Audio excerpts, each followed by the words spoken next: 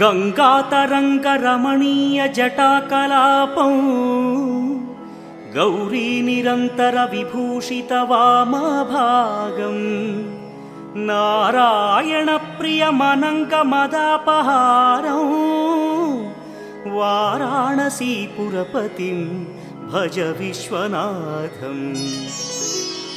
वाचामगोचरमनेकगुणस्वरूपं वागीश विष्णुसुरसेवितपादपीठम् वामेन विग्रहवरेण्यकळत्र वाराणसीपुरपतिं भज विश्वनाथम्। भूताधिपं भुजगभूषणभूषिताङ्गम् व्याघ्राजिनाम्बरधरं जटिलं त्रिनेत्रं पाशाङ्कुशाभयवरप्रदशूलपाणिं वाराणसीपुरपतिं भज विश्वनाथम्। सीतांशुशोभितकिरीटविराजमानौ फालेक्षणानलविशोषितपञ्चबाणम् नागाधिपारचितभासुरकर्णपूरं वाराणसीपुरपतिं भज विश्वनाथम्।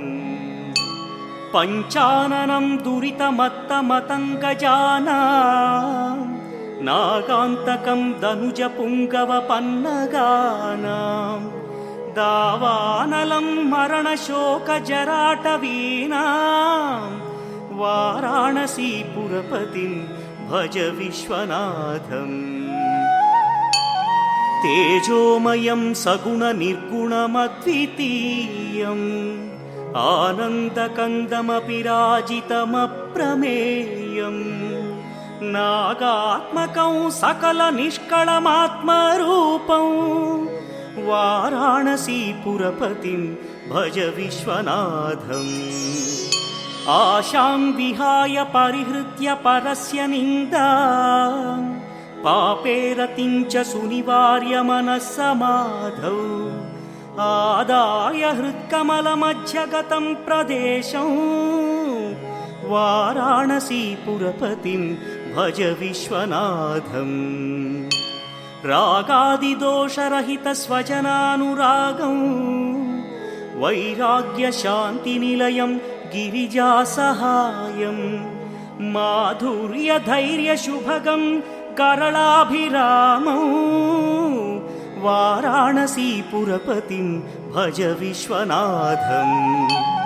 वाराणसीपुरपतेस्तवनं शिवस्य व्यासोक्तमष्टकमिदं पठिता मनुष्या विद्यां श्रियं विपुलसौख्यमनन्तकीर्तिं सम्प्राप्य देहविलये लभते च मोक्षम्।